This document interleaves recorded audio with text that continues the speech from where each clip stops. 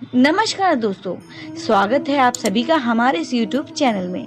दोस्तों, वीडियो शुरू करने से पहले अगर आप हमारे चैनल पर नए हैं तो चैनल को ज़रूर सब्सक्राइब कर लें और वीडियो को लास्ट तक ज़रूर देखें। तो दोस्तों, आज की जो वीडियो है उसमें मैं आपको बताने जा रही हूँ कि माता पार्वती ने क्यों दिया था शिव, विष्णु, नारद, कार्तिकेय और रावण को श्राप।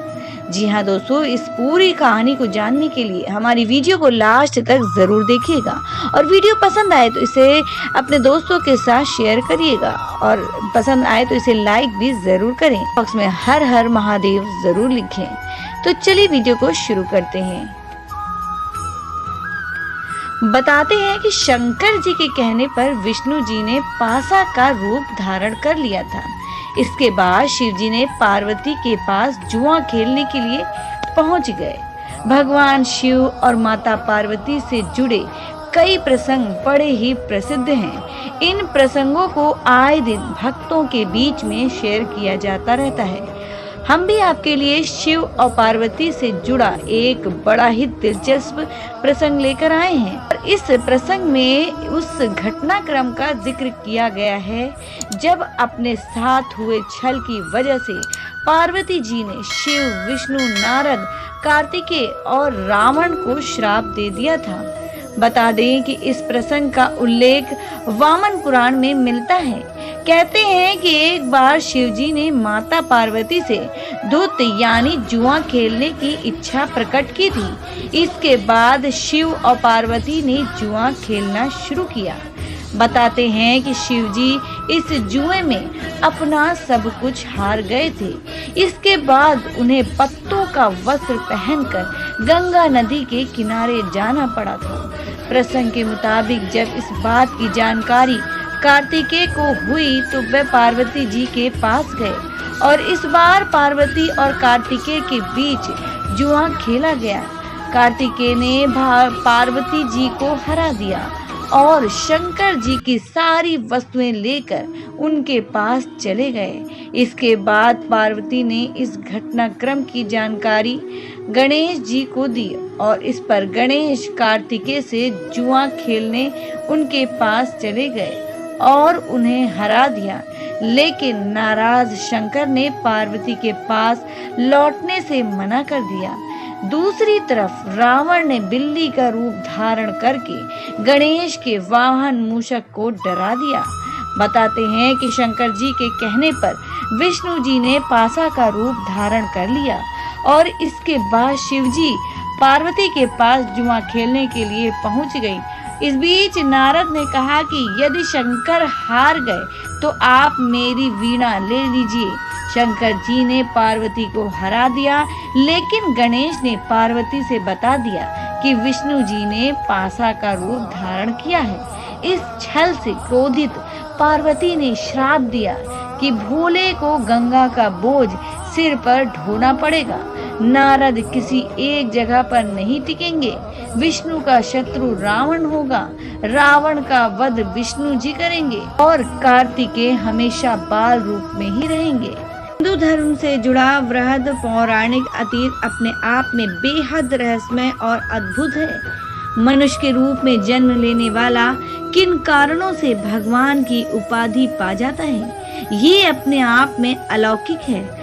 असुरों के संहार और धरती पर पनप रही बुराई का सर्वनाश करने के लिए कई देवताओं ने जन्म लिया था।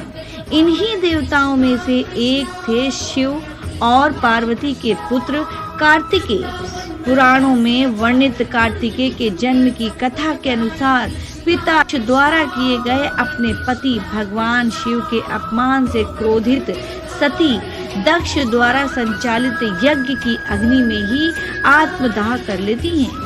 सती की मृत्यु के पश्चात जहां एक तरफ सृष्टि शक्ति विहीन हो जाती है, वहीं भगवान शिव भी हिमालय जाकर तप करने लगते हैं। वे सभी बंधनों और ब्रह्मांड के सभी दायित्वों को त्याग कर हिमालय जाकर तप करने लगते हैं। उमा या पार्वती के रूप में सती पहाड़ों के राजा हिमावन की पुत्री के रूप में जन्म लेती हैं। इसी दौरान पृथ्वी पर सूर्यपद्म का आतंक अपने चरम पर पहुंच चुका था। वह पृथ्वी के अलावा स्वर्ग में बैठे देवताओं के लिए भी दहशत बनता जा रहा था। ताड़कासुर को ये वरदान प्राप्त था कि शिव और पार्वती की संतान ही उसका विनाश कर सकती है, लेकिन शिव तो पहले से ही मोह के बंधन से मुक्त होकर हिमालय पर तपस्या करने चले गए थे। ऐसे में पार्वती के लिए उनके मन में आकर्षण विकसित करना एक कठिन कार्य था। इस समस्या का अंत करने के लिए देवताओं ने कामदेव की सहायता लेने का निश्चय किया। कामदेव ने अपने बाण से शिव पर फूल फेंका ताकि उनके मन में पार्वती के लिए प्रेम और कामेक्ष जैसी भावना विकसित हो जाए। उस समय शिव ध्यान मग्न थे। कामदेव के बाण की वजह से उनके ध्यान से भंगता आई थी, जिसकी वजह से शिव अत्यधिक क्रोधित हो उठे। उन्होंने अपनी तीसरी आंख से कामदेव को भस्म कर दिया, लेकिन कामदेव की पत्नी रति की प्रार्थना पर उन्होंने कामदेव को शरीर तो दे दिया, लेकिन रति के अलावा वे किसी अन्य को नजर नहीं आते थे। कामदेव के बाण की वजह से शिव की तपस्या खंडित हो गई थी। वे खुद को पार्वती के प्रति आकर्षित करने लगे थे, लेकिन शिव के भीतर छिपी क्रोध की ज्वाला अभी तक समाप्त नहीं हुई थी, बल्कि इतनी भयंकर हो गई थी कि स्वयं अग्निदेव भी उसे सहन नहीं कर पा रहे थे।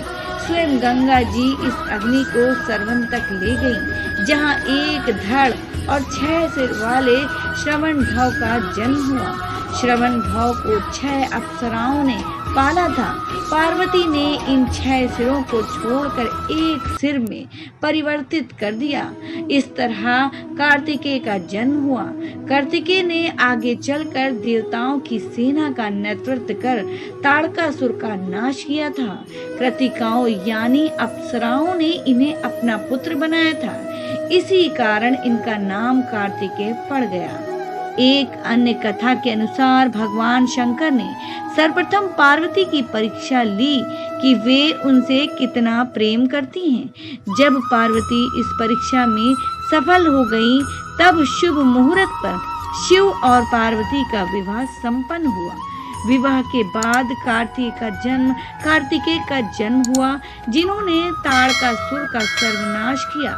पुराणों के अनुसार षष्ठी तिथि को कार्तिकेय भगवान का जन्म हुआ था, इसलिए इस दिन स्कंद यानी कार्तिकेय भगवान की पूजा का भी विशेष महत्व माना गया है। हिंदू धर्म से संबंधित नहीं होने के बावजूद यजीदी धर्म के लोग भी शिवपुत्र कार्तिकेय की आराधना करते हैं। इन्हें दक्षिण भारत में मुरुगन देवता के स्वरूप में पूजा जाता है। विश्व के अन्य देशों जैसे श्रीलंका, मलेशिया, सिंगापुर आदि में भी कार्तिकेय को इष्ट देव के रूप में स्वीकार किया गया है। भगवान स्कंद यानी कार्तिकेय को समर्पित अत्यधिक प्रसिद्ध मंदिर भी दक्षिण भारत के तमिलनाडु में ही स्थित है।